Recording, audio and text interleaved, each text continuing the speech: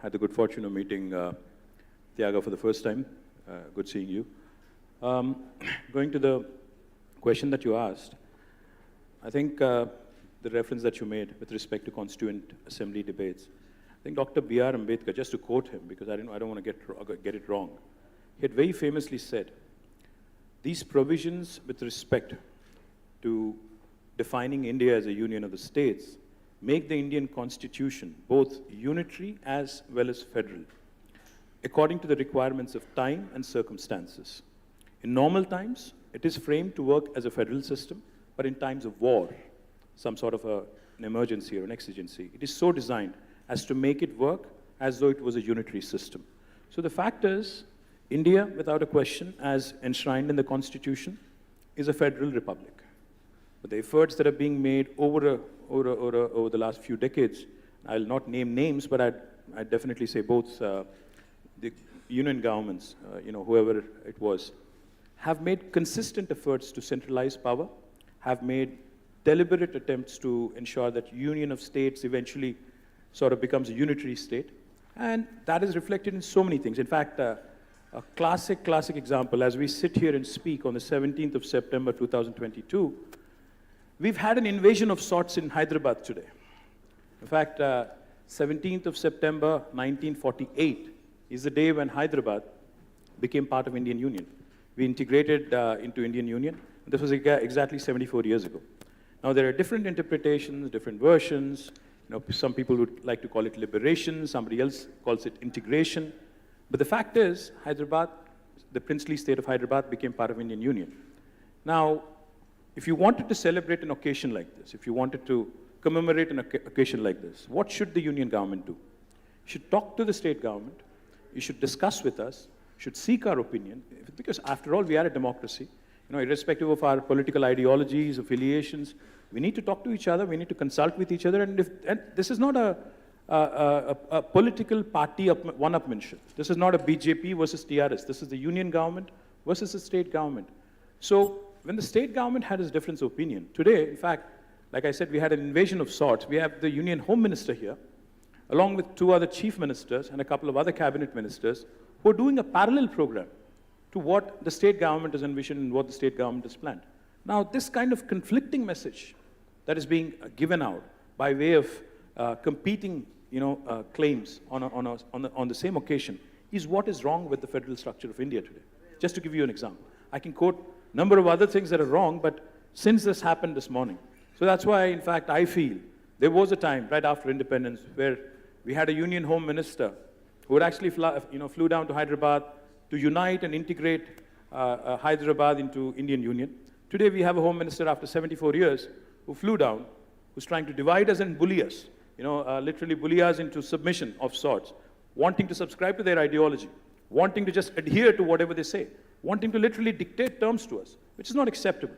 After all, we are the world's largest democracy, and this sort of, I am superior to you and you are subservient to me kind of an attitude is not something that I think was enshrined or was envisioned by the drafters of our Constitution. Thank you. I think you make 2 very, very crucial points that I hope we can come back to through the course of the conversation. One, on the importance of deliberation as holding the key to maintaining the character of the federal principle. And second, the question of equity. The first among equals, or is there something above as the union and then states come below, which I hope we can discuss in greater detail. PTR, can I come to you to ask you this? On the nature of the fiscal architecture, the Constitution has been often characterized as imagining a relatively centralized fiscal architecture. Some call it the 1/3, 2/3 problem, in that the bulk of fiscal monetary powers rest with the union, but the bulk of expenditure powers rest with the states, creating, in ideal world, conditions for cooperation, but in not so ideal worlds, conditions for dependency of states on the center. How do you interpret the Constitution's framing of the fiscal architecture for India? First of all, thanks for inviting me and having me be part of this wonderful panel. Look, I think I'll just step back a little bit. I think at the heart of the notion of federalism is some component of every person's desire for self-determination and a place at the table where big decisions are made. I mean, that's really what federalism is all about. Nobody should be dictating my outcome without my input in the system, right? And you look at it state to union, or you look at it state to village. It's this notion that in a democracy, there should be some participation and right to self-determination. Also, I think, as KTR pointed out, Ambedkar itself saw this as a function of time. If you look around the world, with economic progress, with increase in population, with increased education levels, you will see greater and greater devolution of power. You will see greater and greater, kind of flow down of decision making, because you get decision making closer to the people. That has 1,000 advantages, but that's how the rest of the world has gone. We started in a very unusual place, as many have pointed out. The words were there, but the design or the intention was not actually evident. I guess we could have gone the way of most of the world and started to see more devolution, more self-determination. In fact, we have seen the exact opposite. Particularly in the fiscal space, almost all direct taxation is with the union. That's very unique in the world. No other country has that much control. If you don't have any input into direct taxation, that means you don't have any right to determine whether you should be a progressive taxation regime or a regressive. All we get to do, at least we used to get to do, was set the sales taxes and the point of sale taxes and the regressive indirect taxes. Now even that we've sacrificed. Revenue raising for the country. Are we really a socialist country? Are we really taking taxes from those who can afford to pay and using it to provide public goods and services and supporting those who have fallen behind? We don't have an adequate say into that system, number one. Number two, it used to be that 2/3 of the spending was directed by the states. Maybe, I don't know. Right now, that's not true, because the way the union government diverts things into cesses and surcharges and then names all these schemes, PM this and, something, and then they say we do partial funding the first year, and then they shift the funding to us the second year, and by the fourth year, we still have to call it PM something, but 100% of the funds come from us. So if you look at the percentage of devolution that comes through share of taxes compared to what comes through grants and schemes decided by the center, and increasingly in this regime, named after one individual in the center, then we have lost that independence or that self-determination or that participation as well. So in every way, from a fiscal perspective, from revenue raising, 90% now with the GST Council there, and with spending increasingly there, even though we are the administrators of that spending, they get to design how it should get done, then they get to ask for all kinds of data, then they get to say, no, you qualify, don't qualify. So I would say India started in the wrong place in terms of federalism and has regressed aggressively in the last 8 years or so. We started in the wrong place and we have regressed. May I ask you, Ms. Reddy, for your view on that provocation, but also there was a third element to India's federal imagination, which was the local governments. In our constitution in 1950, we placed that into the directive principles, and it took all the way till the early 1990s and a constitutional amendment for them to be formally recognized as part of India's federal architecture. Did we, constitutionally, was that a mistake? Did we wait too long to recognize local governments and place them firmly within the architecture of our federal structure? Yeah, first of all, thanks to the organizers and the founders of South First, Mr. Vasu and all the other founders, and also all the respected colleagues in the panel today. Well, coming to that, Yamini, I think you're very right in saying that it was delayed sizably, and then even after the delay, the 73rd and 74th constitutional amendments that came in order to rectify that delay to some extent also did not actually materialize. Normally, there are two ways.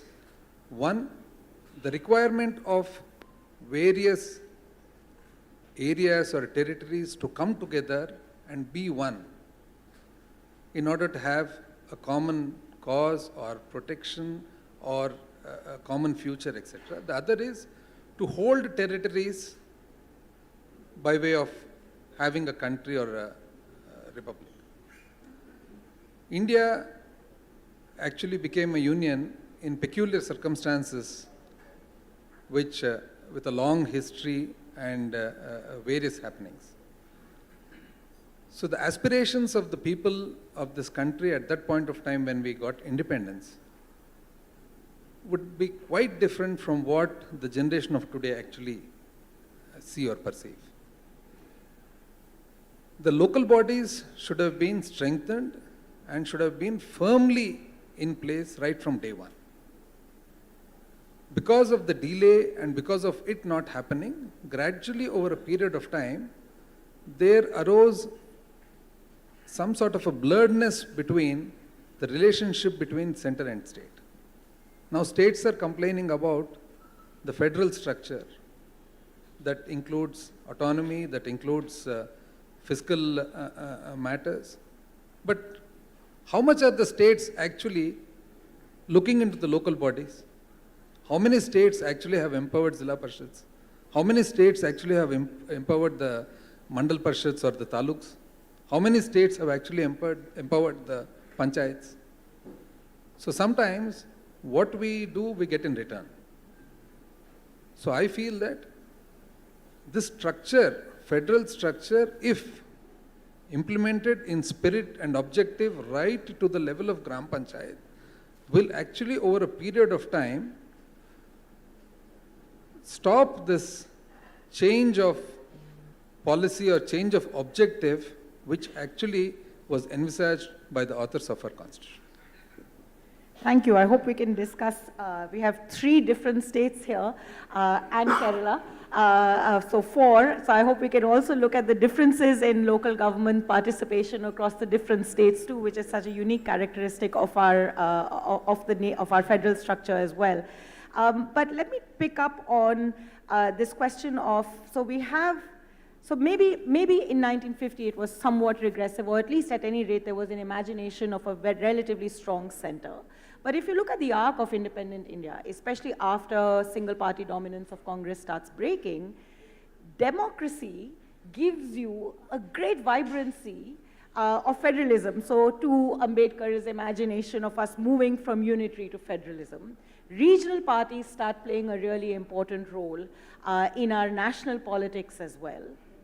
Yet, the puzzle that has always been on my mind, why is it in those peak years of very vibrant, in fact, at some point, political scientists would argue that national elections in India are in fact state elections, because it's this coming together of states that is forming the coalitions on the, in Delhi. Yet very little was done to shift this initial architecture. Shashi, what is your view on that?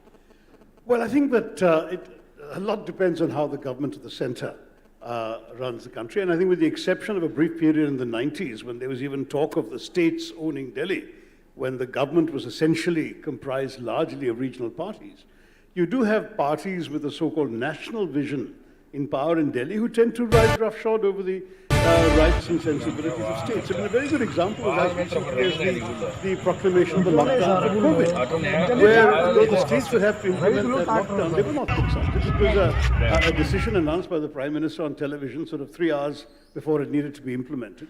And it was done using a rather pure article of the National Disaster Management Act. But that was the end of any pretense of federal authority on this. It was just as when Mrs. Gandhi proclaimed the emergency in '75, the states sort of woke up to the news. The same thing happened with the COVID lockdown. And you see this time and time again, even since PTR was talking about fiscal allocations. Look at the allocations for to the states from the Disaster Management Fund. When COVID came along, you'll see no relationship between the population of the states, their COVID burden, the number of migrants they had to deal with, and the amount of money that that fund decided to allocate to them. So we're seeing time after time the tendency of those in power in Delhi, using, of course, the argument of the national vision to take those decisions. I do take the point that you and Mr. Reddy have made about the local governments. I think Kerala is an honorable exception in many ways, in that local governments have been empowered to a very great extent, and that you're seeing some genuine devolution of authority, though not yet budgetary, not yet adequate budgetary means, but it's still better than most other states that I'm aware of. And that is an anomaly in all this, because if the states can argue that they are being wrongly treated by the center, the districts can argue they're being wrongly treated by the states. Having said that, the states have a good excuse nowadays, which is that the money they're getting from the center hasn't gone up. It's very interesting when you saw the 14th Finance Commission recommending a significant increase in the proportion of taxes that should be paid to the states. Promptly, the central government implemented that and then reduced instead the amount of other tax they could hold on to. So the net result was a wash. I mean, the states didn't get a penny more, though the argument was they needed more money that they could have the discretion to spend. So there's no question that, I mean, as PTR has argued, that you are seeing a heavy tilting of the scales towards the union government, and that's become more pronounced, it seems to me, in recent years. So you mentioned the 14th Finance Commission, and it was, I think, in more ways than one, a watershed moment for fiscal federalism in India by virtue of the attempt to enhance devolution to states. But about that time, colleagues and I were spending a fair amount of time talking to line ministries and bureaucrats within states. And one of the things that struck us a lot in those conversations is how much, at least the bureaucracy and the line departments, were unhappy because what the center did was, having done the devolution, it reduced the allocations to several centrally sponsored schemes. Now, centrally sponsored schemes have been the bane of most state governments since the 1960s. I think commission after commission after commission has complained about centrally sponsored schemes, and attempts have been made every now and again to reduce the number of centrally sponsored schemes from 500 to 120, then it goes back to 200. Now apparently it's 28, but it's actually about 150. And if you look at the DBT database, there's 400 schemes that the government of India has for which money is flowing. So these abound everywhere, and state governments complain a lot.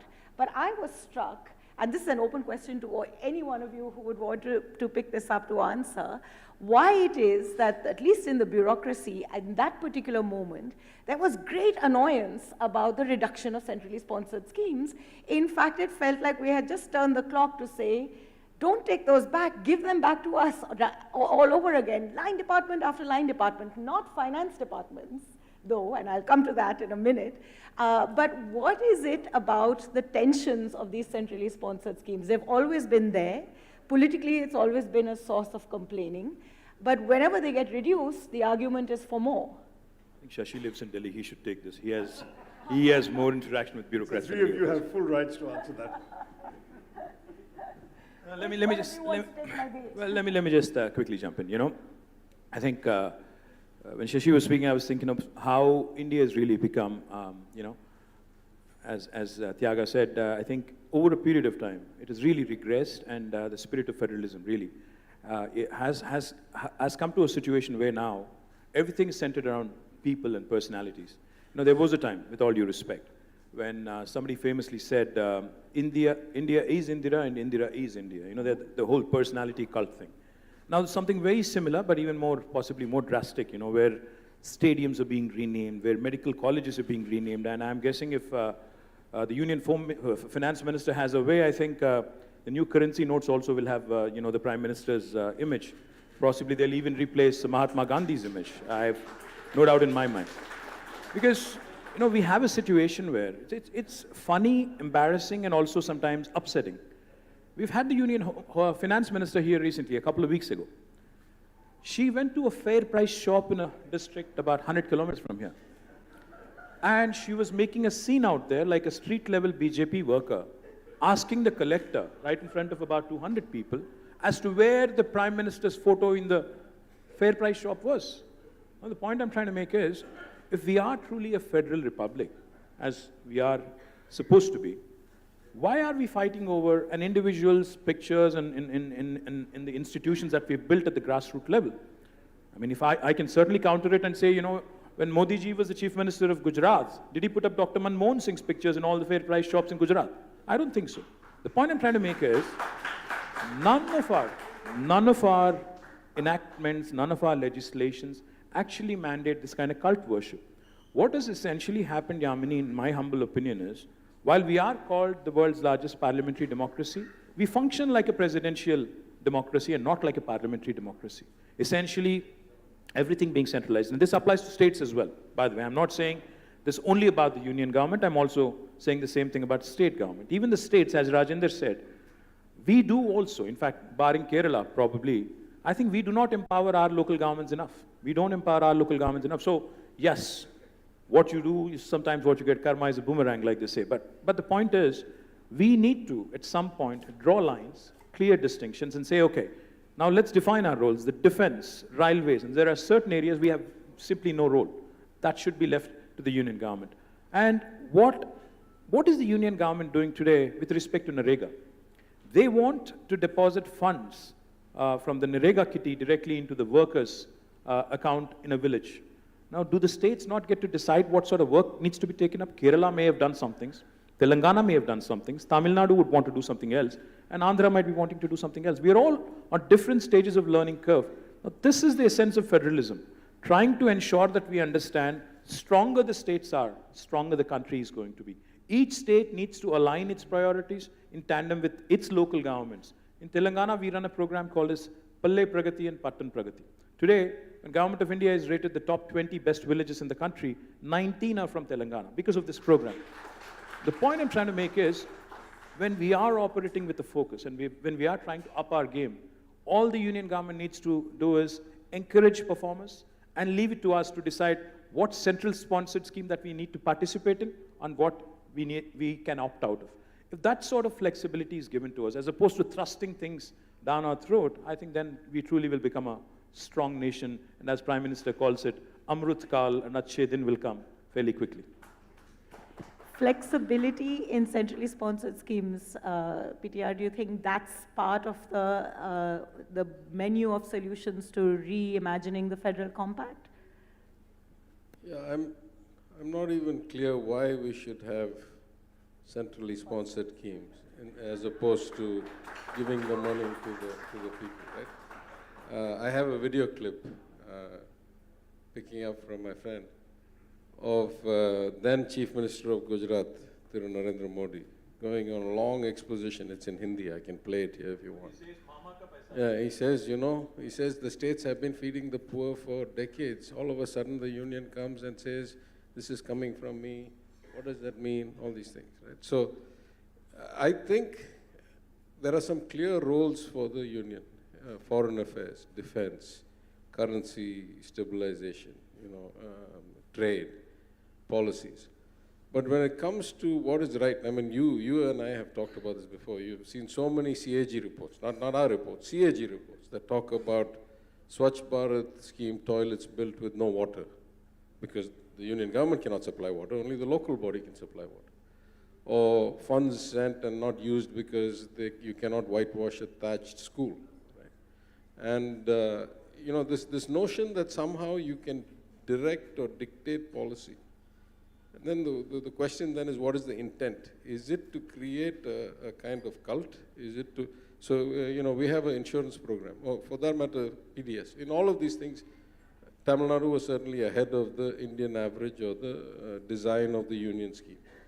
Then they design a scheme, and then they say, you have to change the name. If you want some share of it to be funded by the union, you have to change the name. We have an insurance program. They want to partly fund some of it. They say you have to put the Prime Minister's image on the card, on the ID card. I mean, we were already doing it before. Now, you get some. So, and I'll go even to the extreme in terms of schemes, right? Like they have the scheme called Jal Jeevan scheme, right? And it started out with, 60 or 80-20, then 60-40, then 40-60, the usual model, sliding scale. But they incentivize you to actually take the tap into every house in every village. Now, in a lot of cases, the villagers don't want the tap in their house.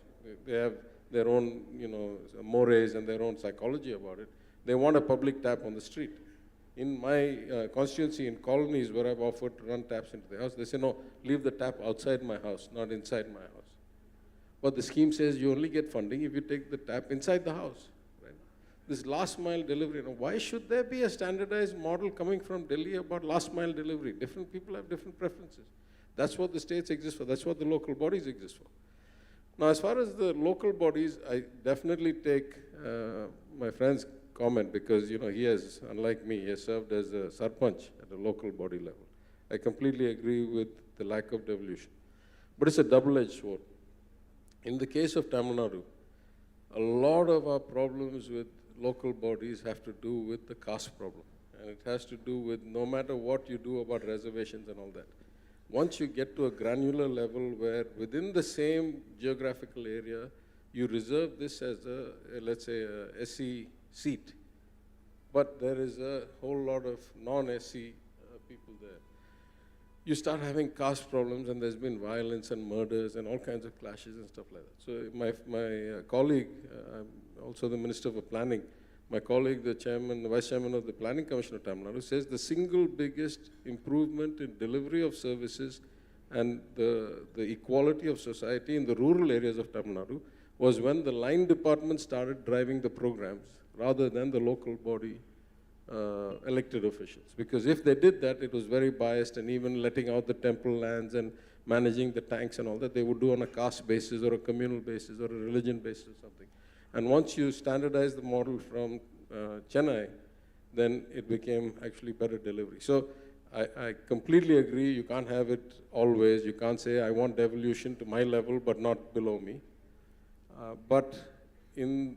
And again, I think time changes things, right? If you have greater education levels, you have greater integration, more harmony, then you do more devolution.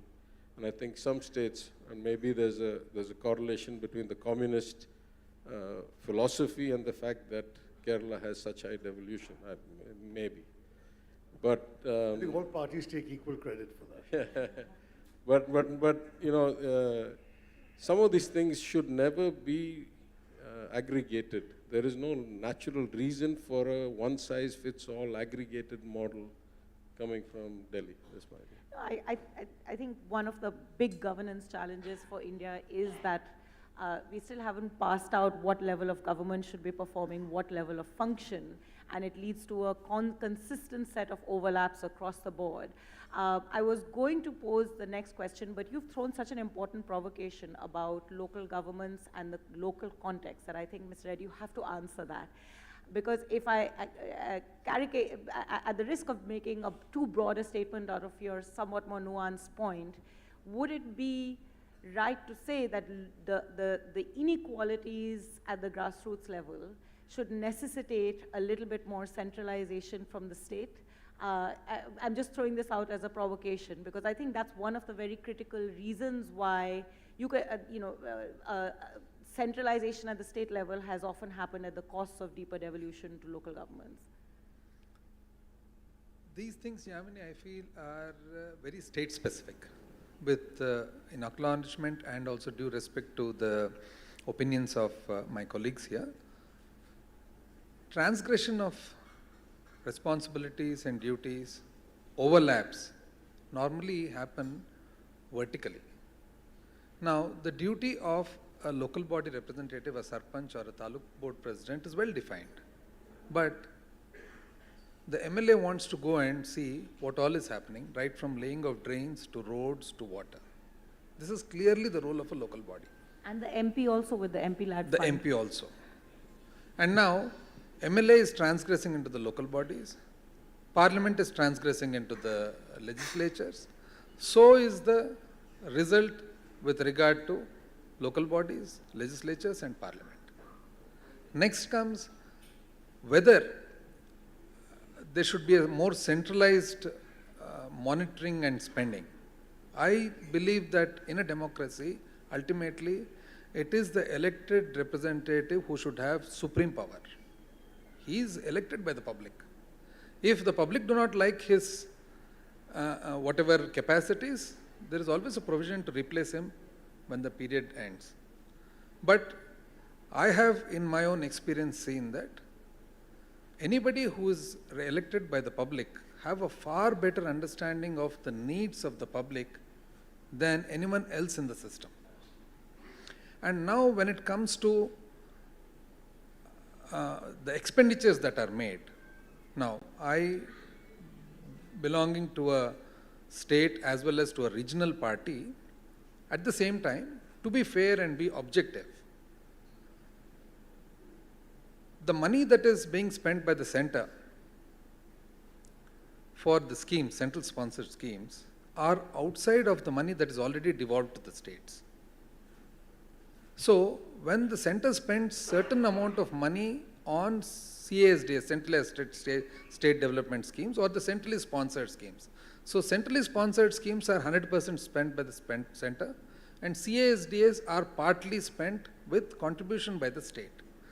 So these are framed in such a way based on the requirement. Now, as Mr. PTR said, there are state-specific, and as Mr. KTR also said, state-specific needs are there, where maybe the CASDS have to be, the states have to be given a little more autonomy to design schemes that are more suitable for their requirement. But at the same time, broadly speaking, when the center is spending money for the public, if the state wants to have its own emblem or own mark or trademark, so also we should allow the center to do it. Okay, can I just interrupt for sorry to interrupt.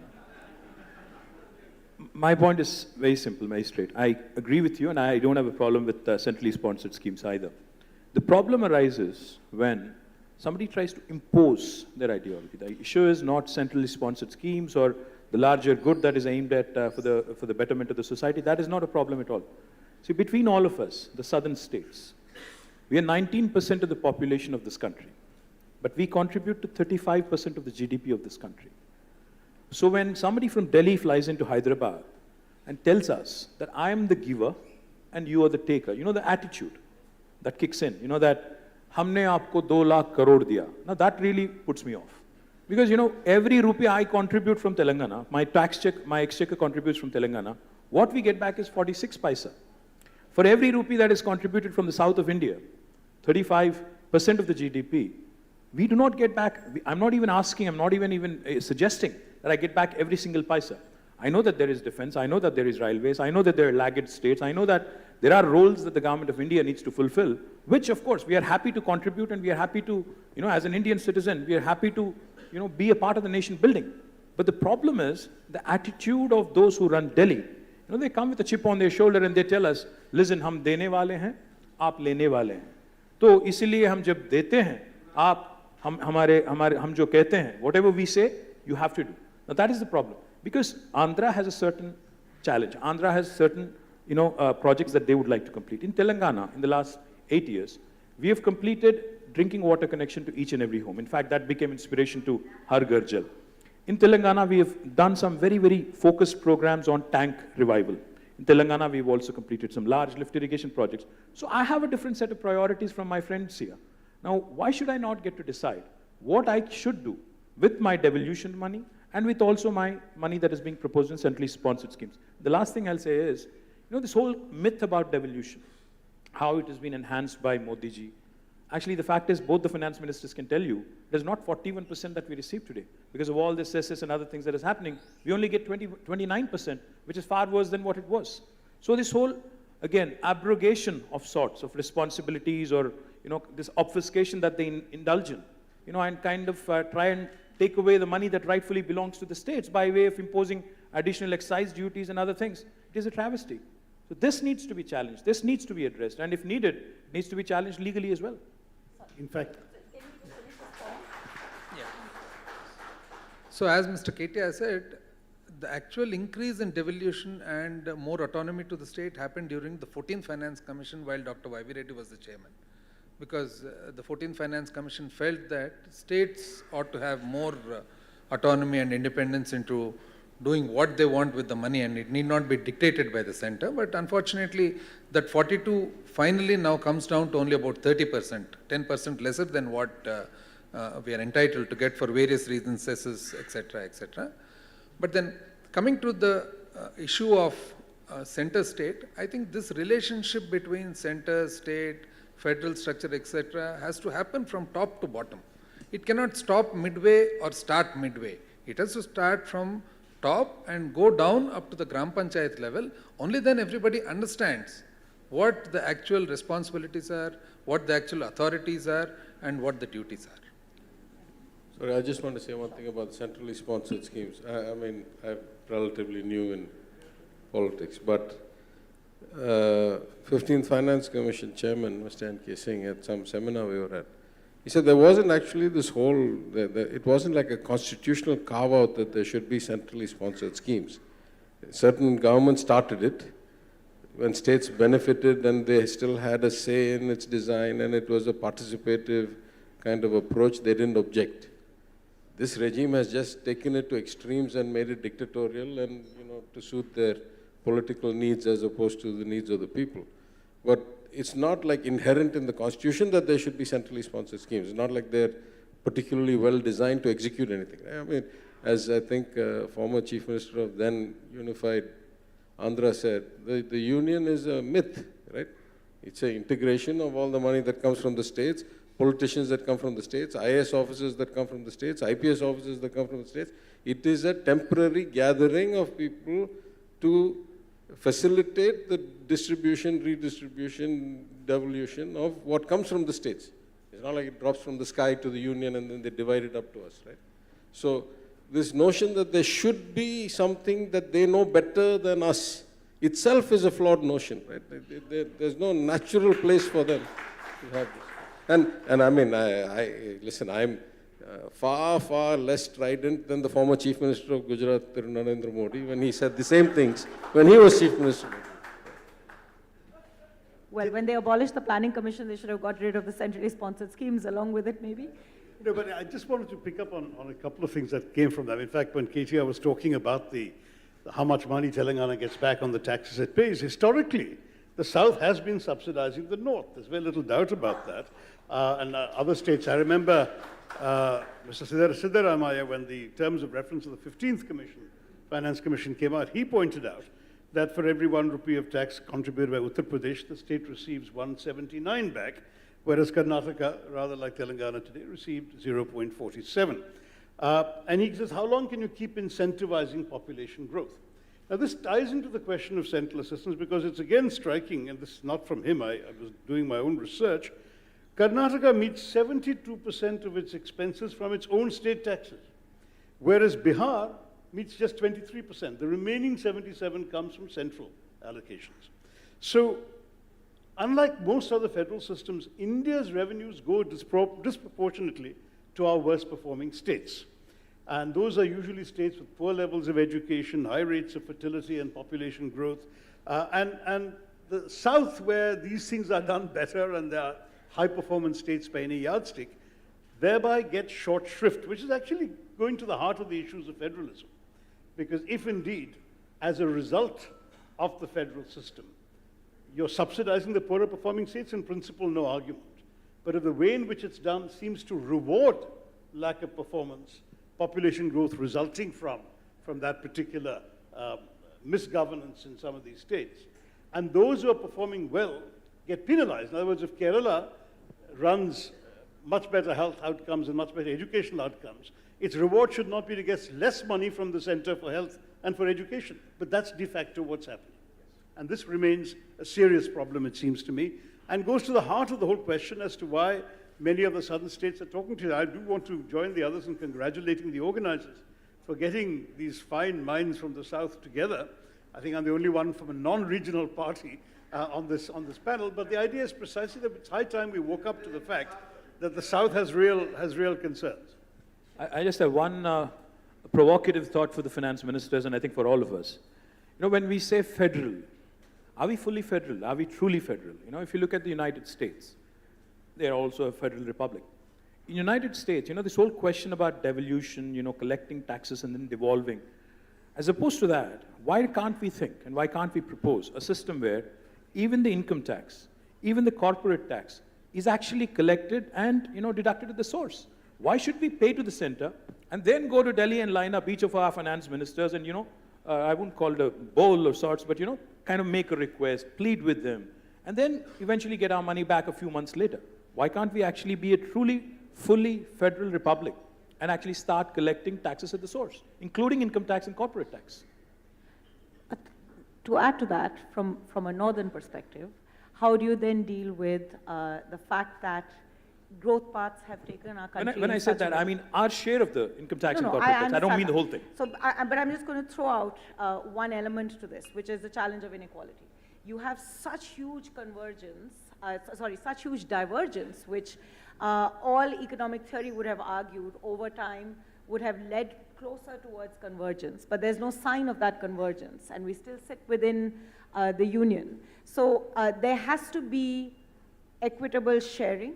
It is a very integrated economy, as we discovered in the times of COVID.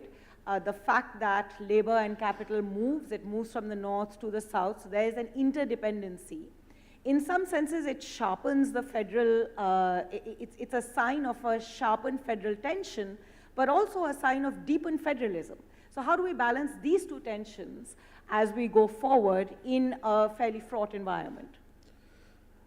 Let me take the simple question first. Right? I mean, I think certainly we have many examples of societies where income taxes or direct taxes happen at multiple levels. So, you know, both KTR and I lived in the US for many years.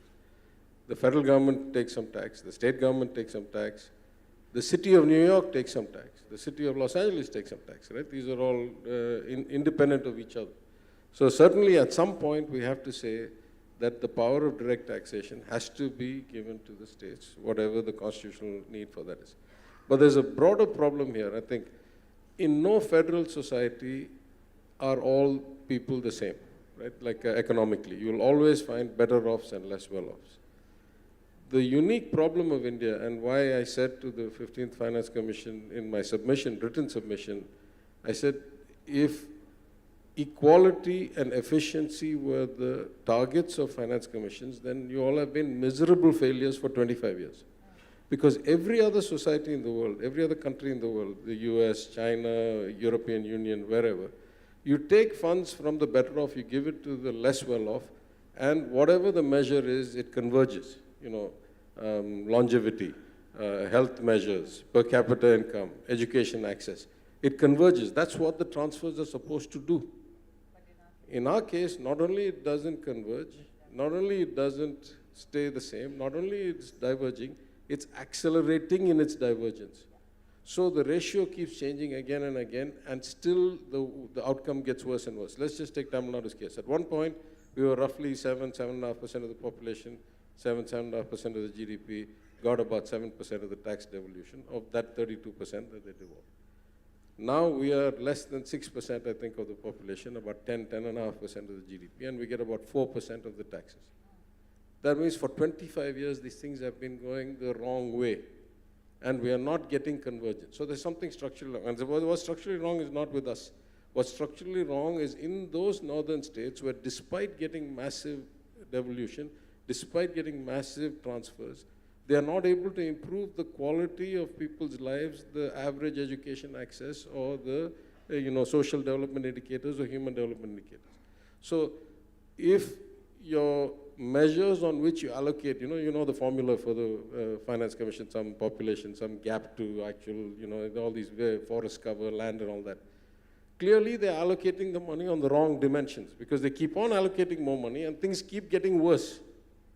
So there's something profoundly wrong in the developmental model of the northern states, particularly the Hindi belt, that unless that is fixed, no matter how much money you transfer, you're not going to be able to fix the problem. You can do politics with it, but you can't improve people's lives unless you find out what that is. And I have written in my submission, one main thing they can fix is empower women, ensure girls stay in school, delay marriages, get them, better health outcomes. And they haven't done that. That's really, even a state like Gujarat that has slightly higher per capita income than Tamil Nadu, 50% or so of the girls around 18 are not in school. That's not true in any southern state, right?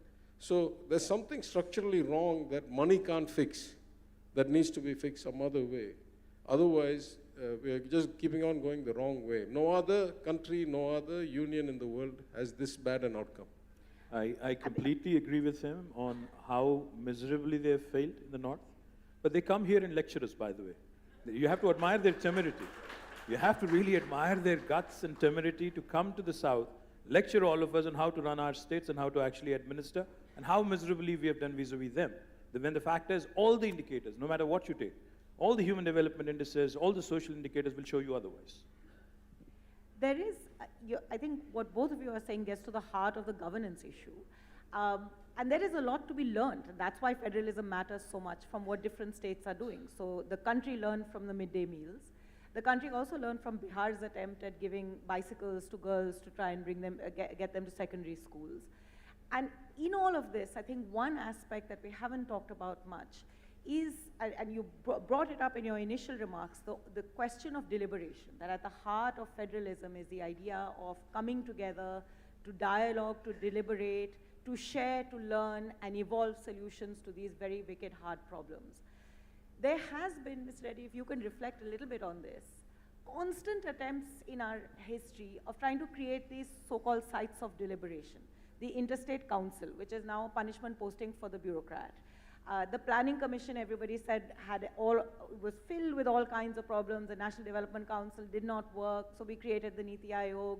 But then we left it to the finance departments, or the Ministry of Finance rather, to do deliberation with states. The GST Council, which was meant to be a site of deliberation, it works sometimes, it doesn't on other occasions. How do we think about this institutional question? Are we missing something? And what kind of space do we need for states to come together? The regional coming together, of course, is full of learning. The southern states coming together, the northeastern states coming together. But there's a lot needed for this deliberative environment to come together. Is it an institutional problem as well as much as it is a political problem? I think it is both, Yamini. Of late, I think last year and this year, together we had two South Zonal Council meetings. I think they were quite well held, and we could see sizable outcome. Of course, I believe for a very long time, Zonal Council meetings were not held. But again, coming to the fundamental question is, are we a union or a federation? Now, I know it's very difficult not to be speaking for autonomy, not to be speaking in favor of regionalism or sub-regionalism. Because once you speak about unitary, then it becomes dry. But at the same time, India, is it a federation or is it a union? Even though we have certain elements or quite a lot of importance given to the federal structure, we are basically a unitary country. That is the reason that more of power we have to reconcile and accept. Probably the reasons at that point of time would have been different from many other countries. Now you look at Russia, you look at what's happening in the UK, you look at Spain. See, everywhere you have this sub-regionalism to such an extent that there is a constant friction between the union and the states or the independent units. So for India to be one, there are various issues where we have to be large-hearted and given. Now, for example, I'll take the case of northeastern states. They barely have anything for them. It is the duty of us to support them. So we have to, at some point of time, feel that probably we are more fortunate. And because of us being more fortunate, it becomes incumbent upon us to support all the states that do not have certain or have natural disadvantages. So it becomes difficult when we actually compare ourselves to the West and especially to the United States of America. See, there it is a federation. It's a clear federation. Like Mr. Sheshi said in the beginning and Mr. KTR said in the beginning, it is basically a federation of states that were already there. Whereas we in India, at that point of time when we got independence, the complications were so huge. There were princely states, there were areas that were ruled by the British government, by the crown, and so many diversity in caste, creed, language. There are so many difficulties where unless there is some sort of a strong center and strong integration, it becomes difficult to hold on, I feel personally. Now, it becomes very nice to say that I am Andhraite, but at the same time, unless we say I am Indian first and then Andhraite, it is difficult for this country to survive. No, I want to make a slight distinction here. It's precisely because I'm Indian that I worry that all the money is being thrown into a well and no development happens in UP. Right? It's not the money that I begrudge. It's that hundreds of millions of fellow citizens are not getting development, are not getting growth, are not getting access. So it is because of patriotism. I'm not saying I don't want to give the money. I'm saying we're, just like KTR said, we're happy to contribute. We are well off, we are lucky, we have been well governed, we are educated, we want to help. But we should get something that helps our fellow citizens. If we keep on transferring the wealth and it keeps on going into, nothingness, into smoke, that's what we're concerned about. How do I say this? If it was just a zero-sum game that says who gets more, who gets less, etc., then it's a pointless debate. Why do we come to public life? We're not, just trying to, it's not like going to a casino and, rolling the dice, right?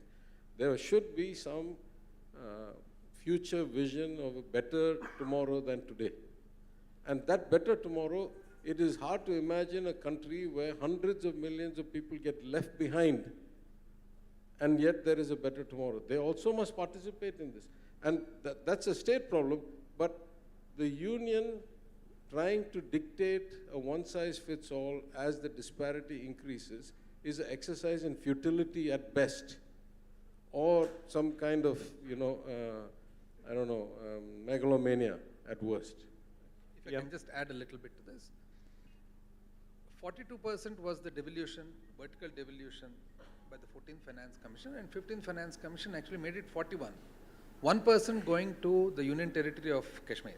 At that point of time, there was a lot of comment on why do we have to give that?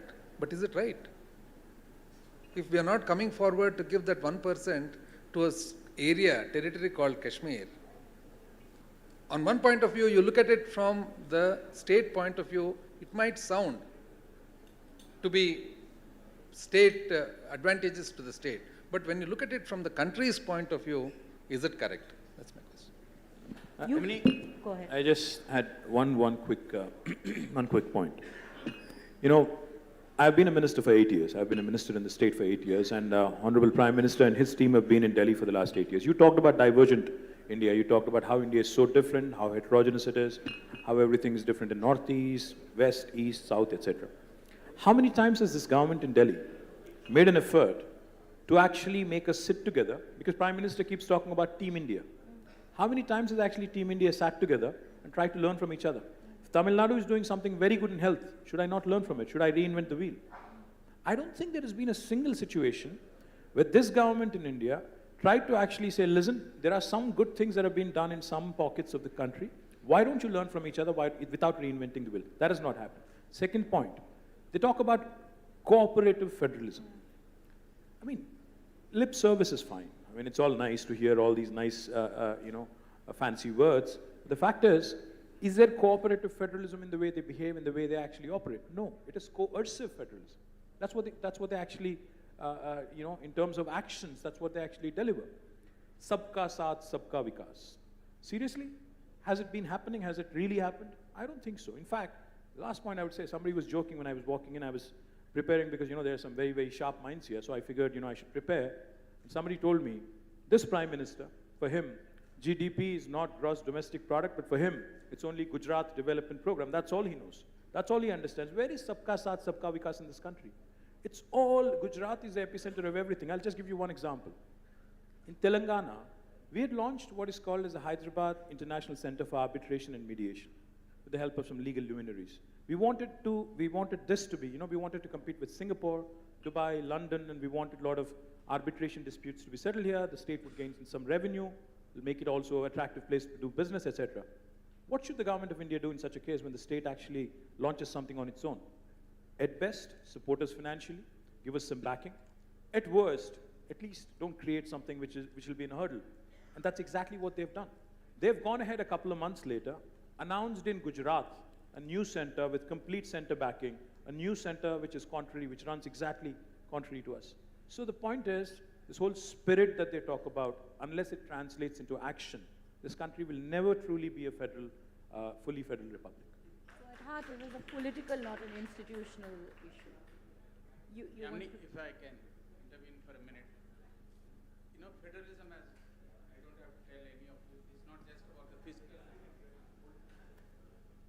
It's not just about the. It's not just about the fiscal space, right? As Justice Selmeswar pointed out in the morning session, for example, NEET. How does one common entrance examination work for a country like India? Tamil Nadu is fighting back what it feels imposition of Hindi, right? As representatives from the South, what do you think are the areas where the diversity that this country is known for is sought to be trampled upon? So I think that question gets to the heart of where I think we should shift gear in this conversation, which is precisely this. The federal principle is also about accommodation. It's about enabling diversity to cohere. And in some senses, at least in the 1950 imagination, the strong center was part of precisely doing this. We've now come a long way from there. In this present moment, how does the centralization that we've all spoken about now sit with this need for accommodation of the coherence of diversity, of the coherence of difference? Well, I'm genuinely worried about this because you're looking at a situation where this precise logic that in a country, a union made up of divergent states at various stages of development, of literacy, of various human development indicators, there must be a sense that there is, if you like, the common nationhood that belongs to all of us should be a winning proposition for all of us.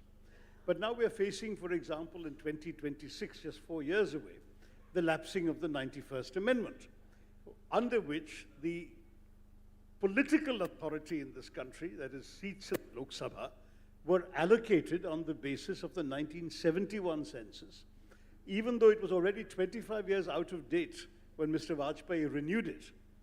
It was brought in again so that we wouldn't needlessly open up a situation in which the states that were performing well would be punished, as it were, for their performance in terms of reduced population by also losing the political power that comes with higher population. So that this became a rather sensitive situation. I know in democracy, one person, one vote and so on means that as some of our northern states have completely grown out of control in terms of population, they should be entitled to more seats.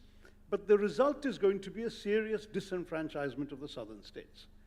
And it's only 4 years away, and I think it's time we start thinking about it. So far we've been discussing money, fiscal allocations, those are real concerns. But what happens in a situation where, particularly with a fairly strong majoritarian party in power at the center, at the union government, which has a Hindi, Hindustan, Hindutva kind of agenda, how do we then see the southern states in a position in which collectively, for example, the South is unable to even prevent a constitutional amendment? If tomorrow, after 2026, the political representatives of the northern states have a 2/3 majority, what's to prevent them, for example, declaring Hindi as a national language, which many have tried to do, but have always been prevented from?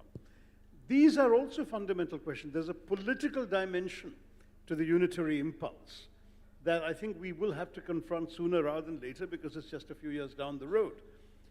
There's the larger project, of course, we've got a building coming on stream where there's going to be enough seats for 880 people.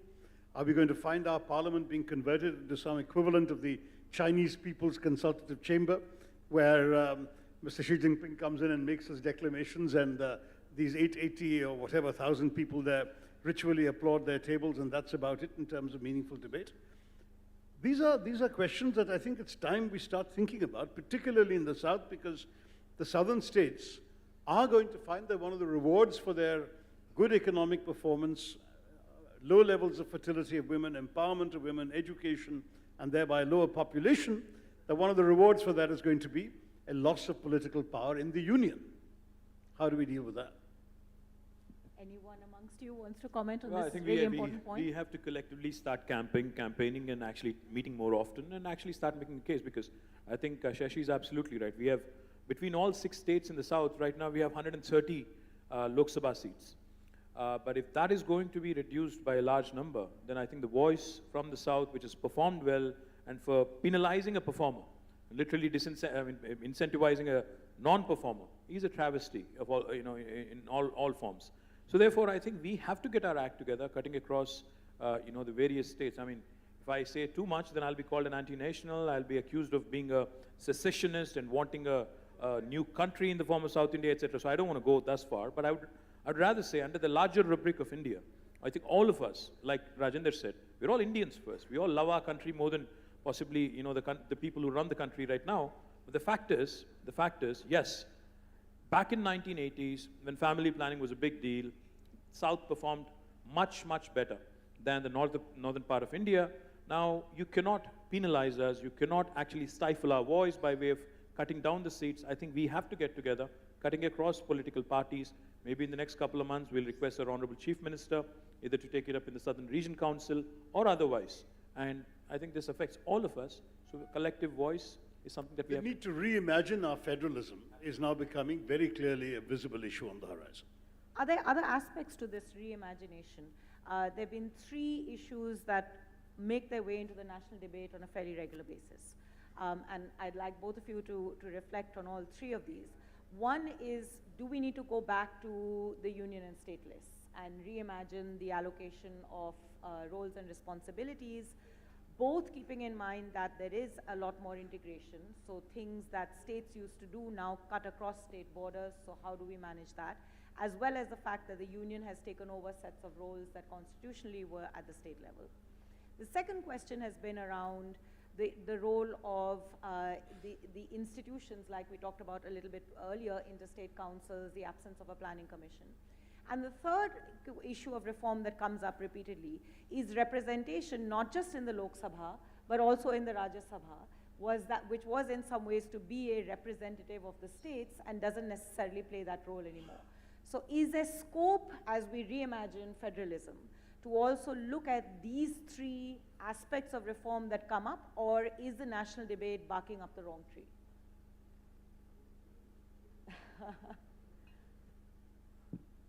I think whatever we're doing now is not working.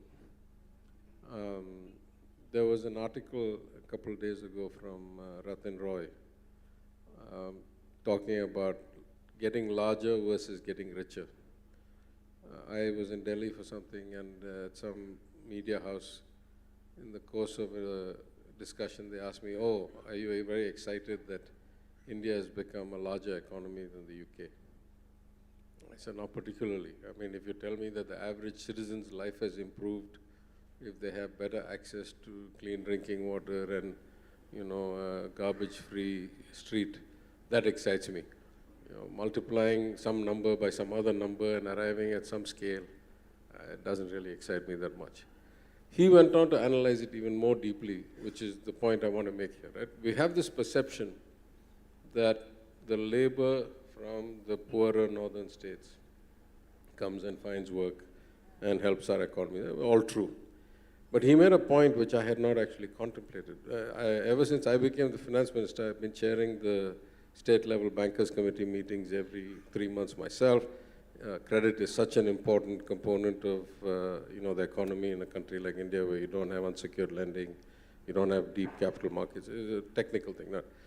But every single meeting, one of the things we look at is the credit to deposit ratio. It says how much is the total loan book in Tamil Nadu compared to all the deposits made by the people of Tamil Nadu.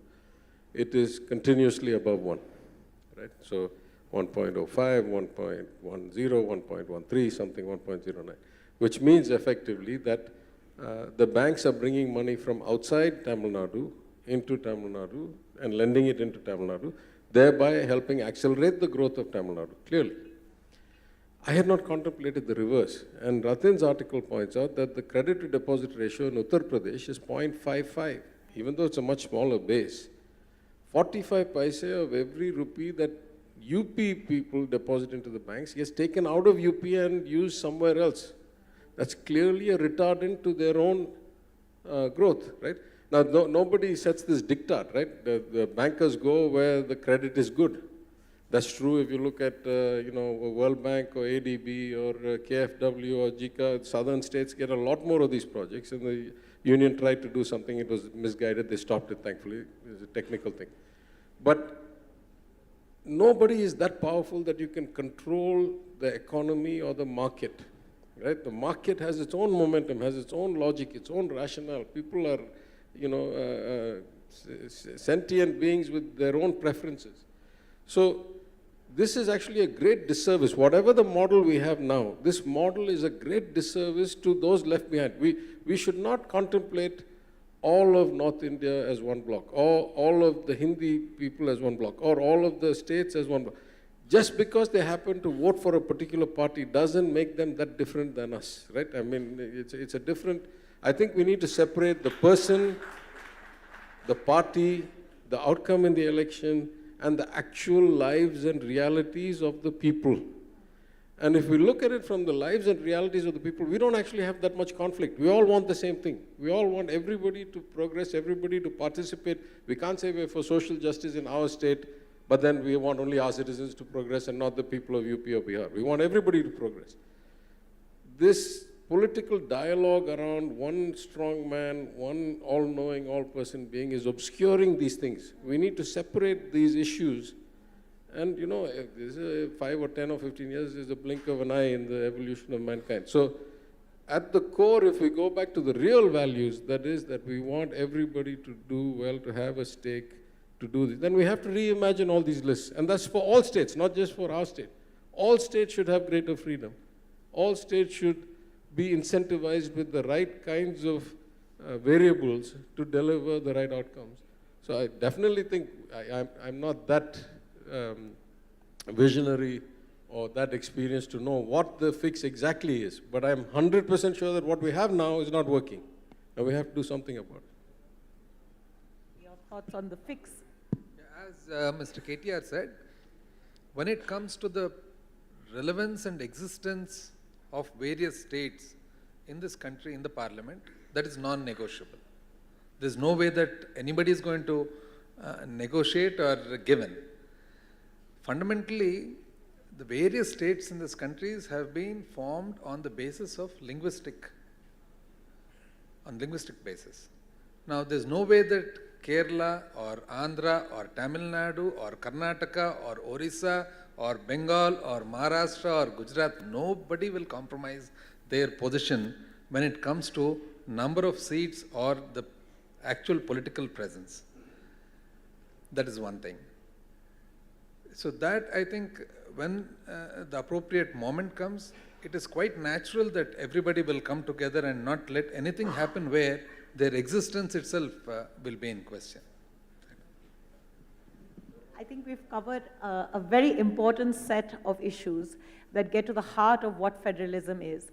Federalism as a principle of accommodation, of holding together our diversity and representing our diversity, of being a principle which is about deliberation that helps us get through these very difficult challenges of a lot of divergence amongst us as states, and a lot for us to learn from as states. And the only way out of that is through a lot more deliberation, a lot more dialogue, emerging from which perhaps some of the reforms or the answers for this new imagination of federalism would come, because ultimately we are all coming together, as Shashi, you said. We are a common nation working towards a common proposition, a common purpose. We can open it up, I think, now for a few questions. We have about 20 minutes, am I right? Yeah, for questions from the House. Just a quick revision. Kindly introduce yourself and direct your question to the panelists that you would like an answer from. Thank you. Great. And please leave it to the moderator to choose the questions. I'm Well, sure. there are 3 women right here who are asking questions, and I have to give them the space first. So, ma'am, over to you.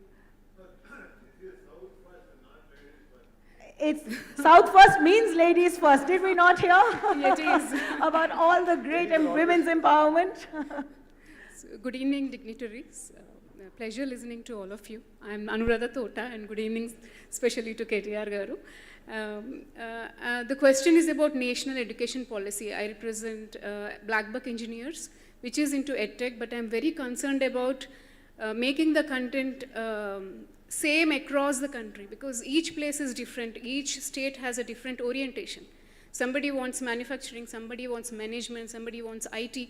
So it is different across, this same content. They have included something related to localization, but it's just, you can teach the same content in local language. Language is only one part. The content also is different. So there is very little debate across related to NEP. And whenever I go to NEP discussions, it's all praises. But I feel actually concerned about it. So request KTR Garu to talk about this. Well, I completely agree with you, because like it was pointed out, I think we need to start aligning our priorities with the kind of prevailing conditions that we have in our respective states. For instance, we just talked about NEET, the Common Entrance Examination. And in fact, Honorable Chief Minister of Tamil Nadu wrote to us. He has actually deputed a couple of members of parliament to us, and he had asked us if we should support their line of thought. But when we actually started digging into statistics, we realized that the students from Andhra and Telangana actually have been performing rather well in NEET. In fact, we've been the beneficiaries of NEET. So the point I'm trying to make is, each of us in our own states have different challenges with respect to what we want to set as targets in terms of our education curriculum as well. For instance, in the state of Telangana, our strengths are life sciences, information technology, and of course the areas where these two converge. We also have aerospace defense, logistics, textiles, etc., etc. So when I am designing my curriculum, I would rather have something where I play to my strengths, where I want my children, my local students, actually gaining gainful employment in the industry that I'm actually trying to attract, rather than trying to study something which is completely unconnected, or which is completely not known, not relevant rather to us. But of course, you also have to understand, then there are certain courses. For example, some of the students might be wanting to, possibly study space technology. While I might not have a space station in Telangana, I should still be able to offer it. So there are certain subjects, I think, which we have, there's a certain bandwidth that we have to leave out. Barring that, I think the state should again be given the opportunity to tailor-make, to literally, create a curriculum which goes very well with their, next couple of decades or next, agendas as far as industrialization is concerned. Yeah. Hi, I'm Sunita, and I don't represent any organization. I've just come here as a concerned citizen. And first of all, congratulations to the organizers for having sort of something like the South First. I mean, it's high time we moved away from Delhi-centric, media. That's one thing. And you could not have found a better panel than this to address this question.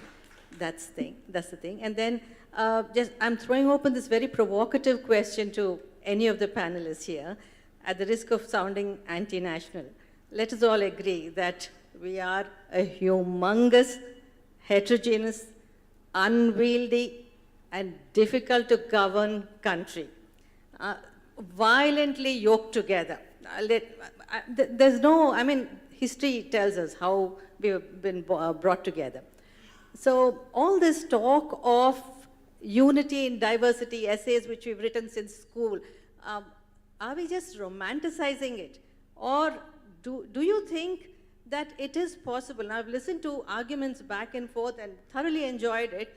And I've heard Mr. KTR and Mr. PTR say that, you're talking about decentralization coming in top down. I've heard Mr. Bugana Rajendran Reddy saying that it should be bottom up. Do you think it will be possible, top down or bottom up, somewhere we'll meet and it will be possible to have a proper government, state and central?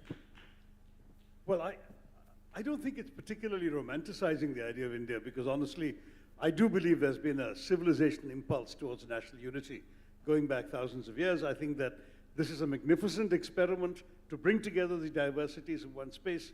I used to love twitting the Europeans by telling them that we had achieved what the European Union can dream for 100 years of getting to, of different cultures, in a sense, in the Marxist sense, different national groups all converging together into one particular state and sharing a common experience. I think It's in many, many ways been wonderful. But my argument was that while this Indian unity is a great precious asset, we need to reimagine the way we've structured it so that, for example, we can decentralize our federalism, ideally right down to the panchayat level, and certainly to a great extent to the states, so that, for example, the proportion of resources of the central government is not so overwhelming and so decisive that the political authority of Delhi should not matter so much that, as KTR was saying, everybody has to stand in a queue in Delhi to get what is rightfully money they themselves have raised and spent back. There needs to be, on fiscal grounds, on political grounds, and everything else, a reimagining so that we can keep the unity, but at the same time protect and enable that diversity to also thrive. Right now, the danger is tilting in the balance more and more. I mean, there was a reference in the conversation, perhaps very briefly, to the cesses. The government has essentially started disguising more and more taxes as cesses in order not to have to share any states. So you're really seeing a situation where the state governments are being gradually disempowered both financially and politically. And we in the South, I do believe, are facing a disproportionate burden because a lot of the taxes we raise here are going off to the rest of the country. And as Mr. Reddy said, that's a good thing. We do need to help other poorer states to develop. But again, as PTR pointed out, are we doing it the right way? Because they don't seem to have progressed despite all these resources going to them. So somebody, I think at some point, maybe this should be a job for Niti Aayog in consultation with state governments, to sit down and reimagine how we can do this in a way that lets the states get on with the business of actually developing in their own interests and so on. Some of these issues of common examinations, common everything else, would be, I think, much less troubling if we had a clear distinction in our minds between the things that states do and states need to empower themselves for their own interests, and some things that can only be done nationally and for which you do need national criteria, national standards, and national resources. This is not impossible, but it needs people to focus on the question now. It had been a very stimulating and hard-hitting dialogue. Thank you. I want to raise one issue which I think is very eminent and would have very significant implications for Are state you only talking finance. to your political opponent, or are you talking to all of us? To all of you. No, in fact, to the finance ministers. Now, this is about the extra budgetary borrowing of the states for capital expenditure. Now, the demand of the central government is that this be considered part of the fiscal deficit or normal borrowing of the state governments. If they insist on it, I think Telangana, Andhra, Kerala, I don't know about Tamil Nadu, you are going to face disaster. Fiscal space for the coming few years is going to be totally erased. And this is not an issue that can be individually negotiated. It's something that requires collective action, legal and otherwise. Particularly when the central government, they have never complied with 3% fiscal deficit. Average has been 4+. While on the eve of COVID, state government fiscal deficit is only 2.75. So I would like the finance minister to respond whether you will be considering possibility of a collective resistance to this move. I'm not a finance minister, but I'd like to respond to this. Sorry, can I just Yes. make use of my role as moderator and just request one, because there's lots of hands, so can we just take 2 questions at a time? I think the lady there had a question as well, and then you can Okay, respond sure, to both. sure. Please. Mr. Isaac. Thank you for giving me an opportunity. I'm Poonam Kaur, and this is a question for all of you and asking just as a citizen. For a democracy to survive and thrive, we certainly need a strong opposition. Whereas we see in many states that they're enjoying the monopoly. And in this position, how do we really say that the center is unfair or the state is unfair? Nobody is really looking at democracy on the whole. Secondly, so this question was especially for you. Bugna sir, for you. We have heard a lot of arguments about the center being unfair to South, and there have been arguments where, there's a lot of difference the way they behave. And having the strength that you have, would you, looking at the situation in Andhra Pradesh, not really ask for special category status? Are we losing it out because of our political selfishness? KTR, sir, first I would like to thank you because on the 75 years of independence, when I went to Pochampally and I tweeted, you've actually released the pension for the weavers, and I really want to thank you for that. And I want to ask you, because you've been tweeting a lot about taxes, is it not true that state is also enjoying the taxes at the same time has the opportunity to abuse the center? Isn't it hypocrite? To you, sir, Dr. Tharoor. Sorry, last one. Dr. Tharoor, would you take the opportunity for a South Jodo Yatra so that the democracy survives? Thank you. Well, I'll take Mr. Isaac's question first. The Fiscal Responsibility Budgetary Management Act that was enacted in 2003 has clearly, outlasted its, intent is what I would like to believe. Because for a growing economy, which is growing at 7, 8, 9%, and for a state like Telangana, which has grown at a CAGR of 15% over the last 8 years, you cannot look at debt as a burden. In fact, if you ask me, for a growing state, debt is a future investment if you're investing in capital expenditure. If you're investing in productive sector, if you're investing in a sector which is going to actually pay you back, then it's actually an investment, it's actually not a debt, first thing. The second thing is, in fact, Mr. Isaac would agree, when in 2003 the act was enacted by the UPA, it was envisioned that even the center would actually comply. But in the last 18 years, they've flouted it, they've amended it at least 18 times. Now, you can't have two set of rules, for both governments. The central government, while it talks about, debt GDP, debt GSDP, they keep pointing to us that, you're overshooting. They're at 60%, a state like Telangana is at 25%, but we still get told that, you're not behaving. And the last thing I'll tell you, to penalize us, to choke us, to strangulate us, and to tell us that, listen, you're not in compliance, the SPVs that have been borrowing, the corporations that have been borrowing, to look at their debt burden and to actually put it on us, on the state, as, covered under our FRBM, and to put it retrospectively is something that I will certainly challenge. I will definitely, work with Mr. Isaac. I would definitely go to the highest court in the country because it affects my state, it chokes my state, it chokes a growing state, and it's a travesty. So that's to Mr. Isaac's point. Now, Poonam, I thank you for supporting handlooms. You said we are hypocritical. I don't think we are at all because, we are a proud contributor to this nation. I'm proud that Telangana is a contributor. We are only 2.5% of India in terms of population, but we contribute to 5% of GDP.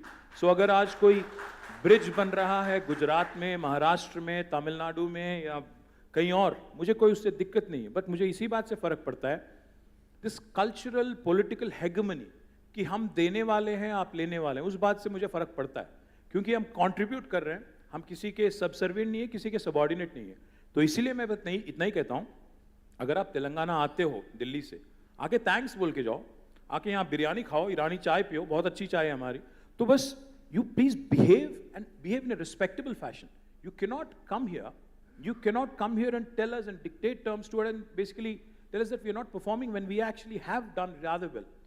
We have the largest per capita income in the country. When 2014 it was 1,24,000 rupees. Today it's 2,78,000 rupees.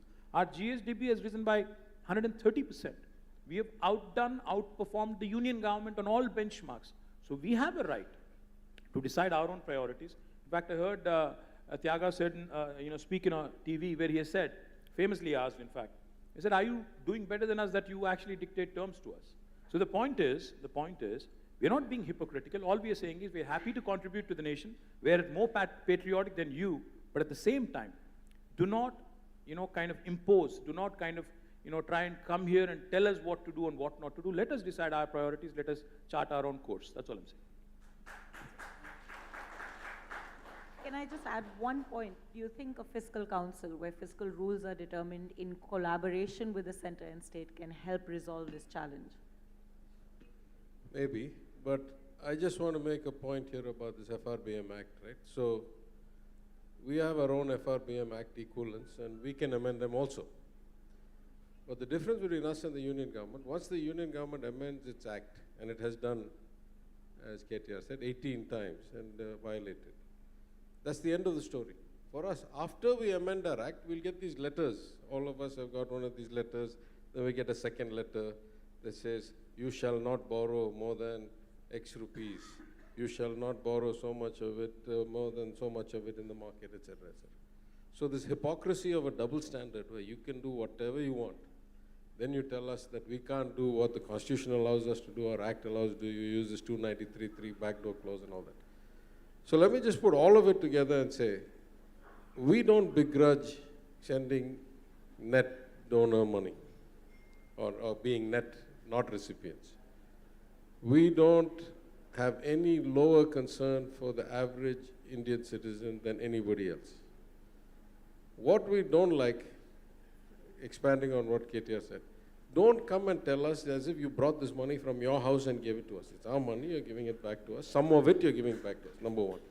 Number two, either you perform better than us and then tell us how we should act, or you learn from us, or at least leave us alone to perform better than you rather than try to subvert our performance.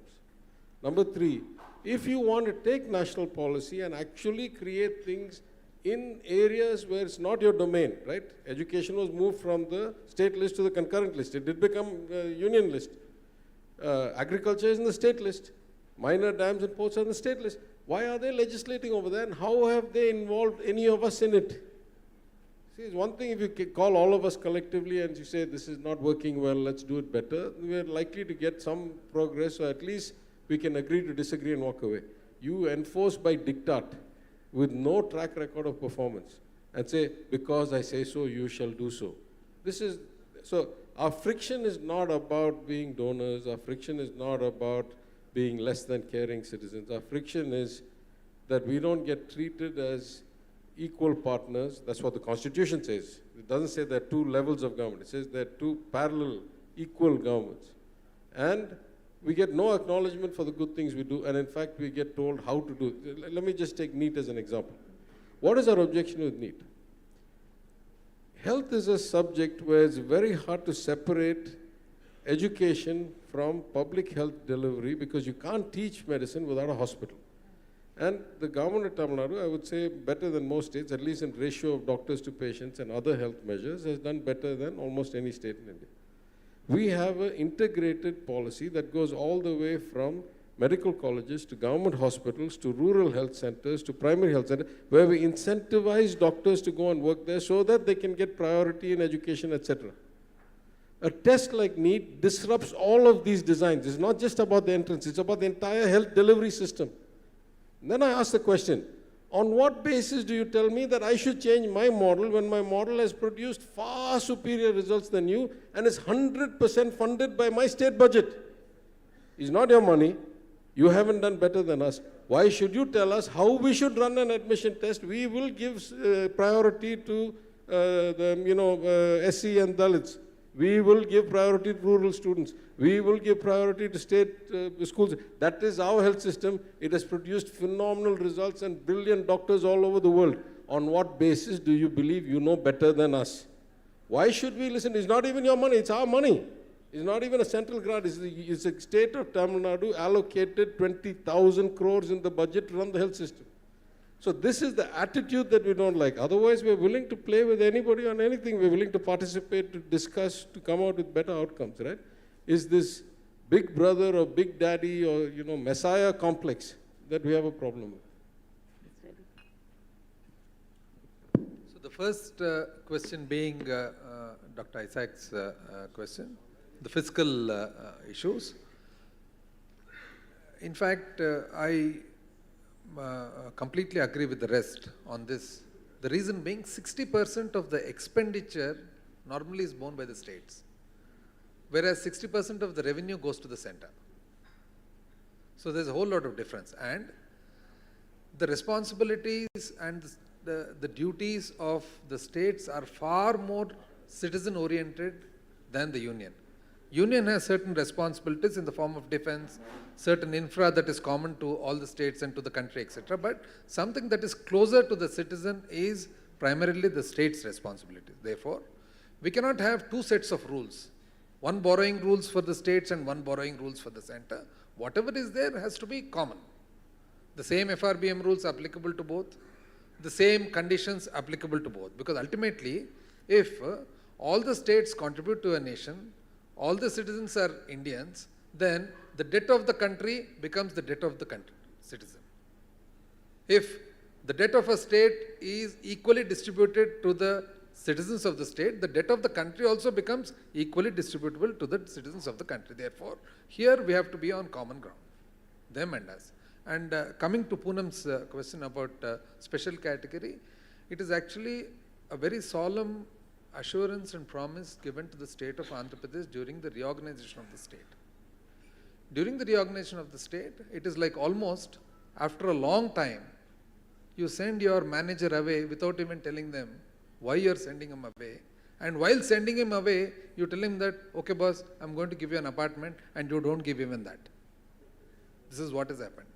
And at that point of time, the special category, whatever assurance was given, should have been implemented immediately.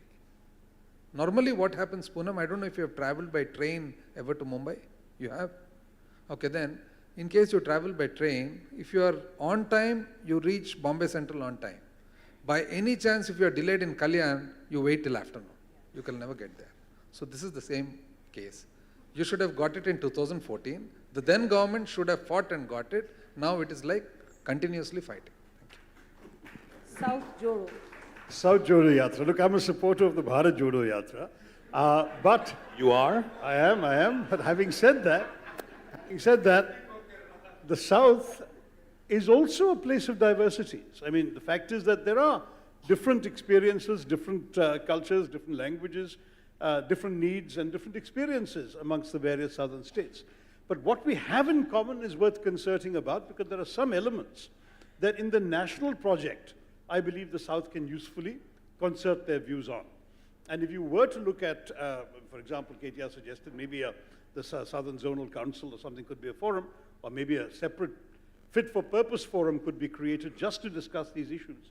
I think we will find that the southern states have a lot of common interests, even one of which happens to be ruled by the BJP, the Karnataka experience is not very different from what Andhra and Telangana and Kerala and Tamil Nadu are experiencing in terms of the distribution of resources, in terms of other considerations.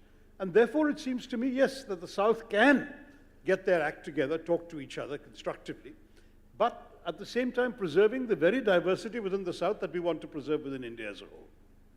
Southern diversity, I'm a half Tamil married to a Malayali. There's a lot of diversity, I can tell you. There's a question there. Yes. We'll take two questions. So from you here. I'll have to give privilege to this side now. So. Thank you, madam. Thank you. KTR साहब से मेरा सवाल है. पहले तो मैं आपको thanks करना चाहती हूँ. आप मेरे ट्विटर के कई ट्वीट्स पे आपने रिस्पॉन्ड किया. जो स्टेट इशू पे मैं बात करती हूँ, तो आपने रिस्पॉन्ड किया, बहुत अच्छा लगा. Thank you very much. मैं आपसे सवाल करना चाहती हूँ. आज ये बैठ के हम डिस्कस कर रहे हैं. अगर मन की बात जब आई थी, उस वक्त थी, उसको हम रिएक्ट करते. मन की बात सारे स्कूल के बच्चों को मन की बात बिठा, सारे स्टेट में बिठा दिए थे. अगर उस वक्त अगर रिस्पॉन्ड करते, उस वक्त तो कुछ सोचते, तो आज इस तरह की बातें करने की ज़रूरत नहीं पड़ती.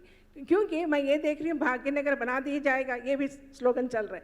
और हम कहते हैं ये नहीं होगा, क्योंकि तेलंगाना गवर्नमेंट, TRS गवर्नमेंट ने इसको वो तरीके से अपोज किया, और मुझे यकीन नहीं कि ऐसा नहीं होगा.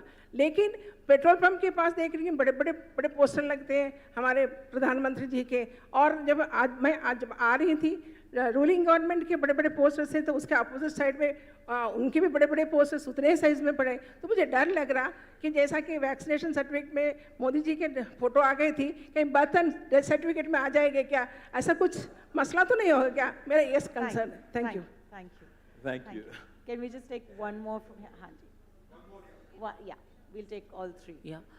We are transgender persons, and the question is primarily to KTR sir as well as to the Minister sir from Andhra Pradesh.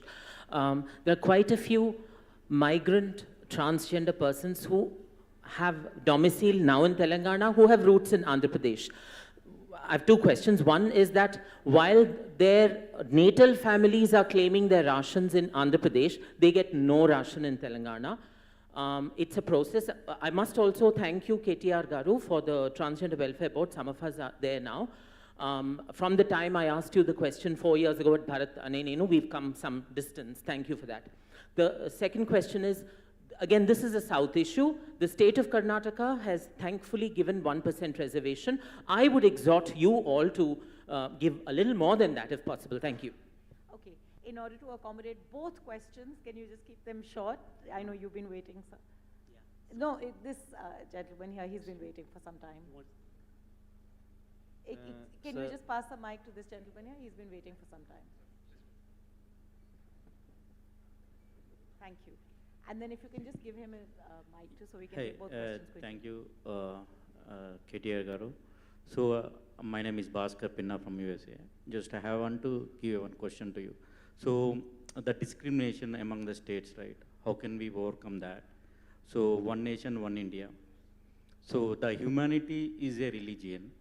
Then how can we take over to the India, like instead of this religion and religion politics? So humanity is a religion, right? So one India, one nation, one vote, then one humanity. How can we take over to the citizen of India instead of the religion politics day by day? Thank you. Your question. Yeah. At the outset, I would like to compliment all the panelists for the quality of their discussions and the depth of their observations. I think it's very well rounded and very well put. Now, we're all Indians at heart. We want the country to do well. And unless we grow as an economy, there is no scope for us to deal with our internal challenges nor our external threats. So the focus has to be on economy, like all of you have rightly pointed out. Now, again, we are a young nation, young demography. I think at a certain level, there's a lot of pessimism creeping in because of the way things are going. The focus has to be brought back to the economy rather than ideologies and things like that. My question is, will you all, I mean, I see this great quality of leadership here, and I see this as the future of the states. And will you all collectively work for bringing the focus back onto the growth of the economy rather than things that are inconsequential right now? Thank you. We've usually started the answers this way, so maybe we can start this way. And I think we're getting to the end of the session. So any last remarks you'd like to add to in response, please? I'll start with Sri Pallamraj Gari question. Definitely. I think we're all mostly regional parties, states that were made on linguistic lines. And the people of our respective states have put utmost confidence and trust on us and elected our governments and our chief ministers. So definitely, I think we'll rise to the occasion. Yeah, I think at the end of the day, results matter. Our job as public servants is to improve people's lives. Some of that we can do directly through schemes or subsidies or programs. Some of that we can foster an environment where the economy grows and more opportunities are created. But we must all hold ourselves accountable to some concrete outcomes, and if we feel we're making progress, then that validates everything. You know, we all come with different philosophies into public life. What philosophy you come with is only relevant if at the end of the day you deliver an outcome. Then you say, I was able to deliver this outcome because I came with social justice or inclusion or, you know, participation or whatever it is. What worries me about the country, if I look at the last 8 years, the agglomeration of power in one or two sets of hands has kept on accelerating. And the outcomes, either in absolute numbers or in relative numbers to where we should have been had we been on a growth trajectory, have kept on going the wrong way. This is a dangerous, scenario anywhere. If you find that greater and greater political strength and institutional dominance and worse economic outcomes and lack of jobs and so forth. So I think what distinguishes us at this point today in the South is that we are bucking that trend. Our governments are delivering, and we are improving people's lives, and therefore people, elect us or re-elect us and give faith. This is the only sustainable model. If you cannot deliver results, sooner or later you're going to have to be held to account. It may take a long time. Large systems between cause and effect is a big gap, and it's hard to attribute which effect to which cause and all that. But at a macro level, there has not been any other sustained example in the world where things have kept on getting worse without some kind of correction. That's true in the markets, that's true in society, that's true in politics. So I couldn't agree with you more. I think really we should mark ourselves to market. What have we achieved? How many people's lives have gotten better? Is there a faster trajectory? Is there a better path? Those are the things we really should be bringing to the debate. And for the most part, I would say, at least in much of the South, until recently in Karnataka, those used to be the issues. Unfortunately, we are seeing now Karnataka slip a bit into all kinds of other issues, which is not good for the people. And already we can see the economic kind of consequences, right? I'm sure that in Telangana, in Andhra, certainly in Tamil Nadu, we're seeing lots and lots of big companies start to say, should we keep all our eggs in one basket? Should we really be Karnataka or Bangalore-centric? Should we start trying to diversify out? It's not yet become a exit, but it's certainly becoming a should I invest any more in this society where things are not stable? So that's the future of any society, right? Is people's lives getting better. That's what we're all here for. And certainly I think we focus on that every day, and we'll continue to focus on that every day. It's ironic that when you had coalition governments and people who were considered weak, you actually saw huge progress in the country. And now you have this single-party government, and people who are considered, or individuals are considered, strong men, and outcomes are getting worse and worse. It tells you something about why democracy with a lot of debate and a lot of participation and a lot of voices and a lot of dissent is actually a good thing. It yields better outcomes than the perception of some superhuman force, shall I say. Well, I think at the beginning of our conversation, the fear was expressed that some of the sentiments we're going to discuss might be seen as anti-national. I think it's worth stressing that I think everybody here in this panel is a nationalist. We are interested in seeing India prosper and thrive, but India is made up of all of us, is made up of all the states, is made up of all the people of this country. And clearly, when I talk about reimagining federalism, it's about achieving a more constructive balance between center, states, and indeed panchayats, so that we could actually have a win-win proposition for all.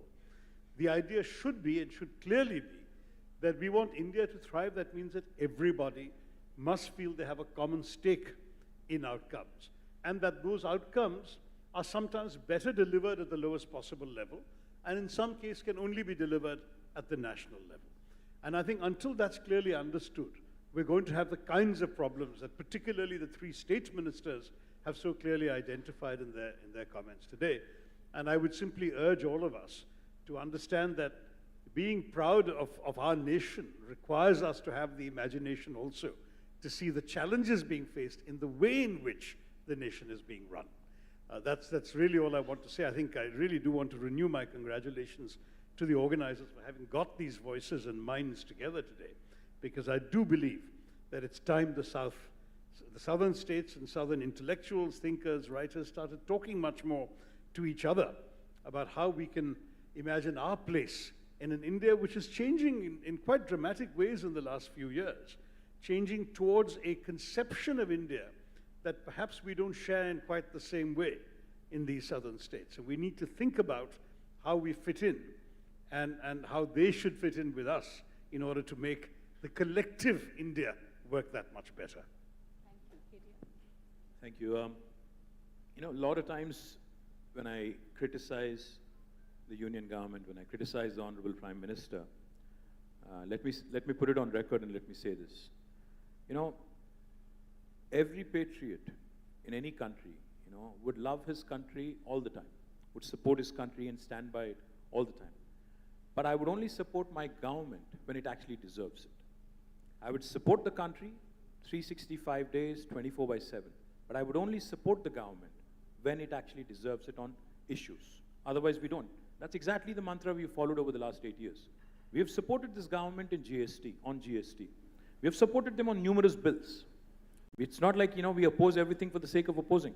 But the fact is, in the world's largest democracy, if you do not open up and talk about real issues, Pallam Raju Garu spoke about economy. I think that's paramount. For a growing country with large population, 140 crore people, unless we get our economics right, unless we ensure that the economy is on track and it is not derailed because of our myopic policies, we are going to hurt the long-term interest of this nation. So it is our bounden responsibility in a vibrant democracy, going back to Madam's question as well, कि हमें डर लगता है कि ये होगा, वो होगा, society में anarchy आ जाएगी. I'll only tell you one thing. I think a vibrant democracy needs a vibrant opposition. A vibrant democracy needs a vibrant opposition. So unless we question, unless we ask, unless we point out to the flaws, unless I tell you that in 8 years, what have we seen, from the strongmen who have been running this country? Highest inflation in 45 years, highest unemployment in 30 years, highest value, devalued rupee, 80 rupees, There were lots of murmurs around 60 when it was 60 in Dr. Manmohan Singh's time. Now today it is at 80. We have the highest number of poor people in the world after COVID. We have just recently surpassed Nigeria. And unless we talk about it, unless we debate these issues, attention would be constantly diverted to nonsensical issues. And those nonsensical issues are about, getting the attention on halals, hijabs, and all other things which are actually redundant and nonsensical in the context of our larger country, larger interests of this country. So I absolutely agree, sir. Our single-minded focus over the last 8 years in the state of Telangana has been to improve our economy. Our economic fundamentals are strong. We're focused on basics. Therefore, today our GSDP, like I was pointing out, has risen from 5,06,000 crores to 11.55 lakh crores. Our per capita has risen from 1,24,000 rupees to 2,78,000 rupees, which is one of the highest in the country for a large state. Our contribution to GDP has risen significantly over the last 8 years. We are a performing state. We want to be a part of the nation-building exercise, but at the same time, while we focus on economics, we will not tolerate discrimination. When we went to Government of India, and when we told them, 5-6 decades ago in Hyderabad, defense PSUs were set up because of strategic reasons, because of geographical reasons, our distance from our hostile neighbors. And when we requested the minister and the union government to actually create a defense industrial production corridor here, the answer was absolutely amusing. She had said, the decision is made, it will be in Bundelkhand. I said, why? Is it because Bundelkhand and Uttar Pradesh have 80 Lok Sabha seats and I only have 17? So these political considerations and this parochialism that is at play needs to be debated, needs to be talked about, needs to be spelled out. People might not like it, when you keep pointing out to flaws or pointing out to certain things. But the fact is, unless a vibrant opposition, and since Shashi's party is not doing much, it is upon us, I object strongly to that. Come on. So no, you're trying to do a Jodo Yatra, but I've just been marching in that. अरे नहीं यार, मैं बोल रहा हूँ कि आप लोग यहाँ जोड़ रहे हो, वहाँ पे लोग छोड़ रहे हैं, वो भी देख लो. मैं क्या कह रहा हूँ? Unless each of us steps up, unless each of us starts talking, unless each of us actually, take this seriously. Like Sunita was saying, are we romanticizing the notion of India? I think with all of our differences, with all of our, this heterogeneous country being together for 75 years in itself is an achievement. But what about the next 25? What about the next 75? I think that therein lies the challenge. And unless we focus on economics, unless we ensure, and this is the really last point I would like to make. Prime Minister keeps talking about freebie culture. Let me point out, the privileged in this room, the upper middle class in this country, the middle class in this country, the fact that you guys are resting in peace, in the comfort of your home, is because the governments are actually taking care of the restlessness in the poor and the vulnerable by way of the welfare schemes. It is the bounden responsibility in a third world country like India of the government to take care of its vulnerable. To call it a freebie is actually, again, a shocker coming from Prime Minister. So my humble appeal to all of you, please support vibrant voices in opposition. Please support vibrant democracy, and that's the only way India is going to forge ahead. The organizer wanted to say... And let's all support each other in opposition. I think, do you want to... Dr. Tharu, thanks for the encouraging words. And this question is on behalf of the audience. This question is on behalf of the audience. Since I am authorizing myself.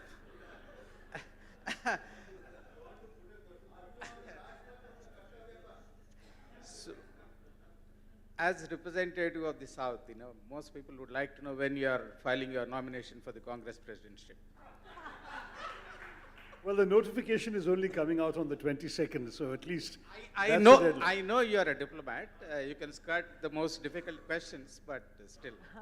On that note, do we have to, I'll defer to the organizers. Do we have time for this one more question? Just, if we can keep it short, he's been waiting. Unfortunately, I think we have a time constraint. Just 2 minutes so that we can close. It's a straight question, half-minute question. I don't know how much time the answer takes. Being a politician, I may not be able to spell it out. I may not be able to canvas for it.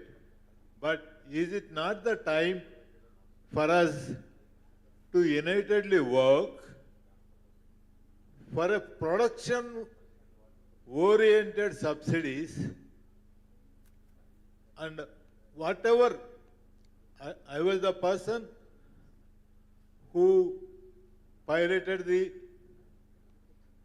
free electricity bill or act in the country. But don't we think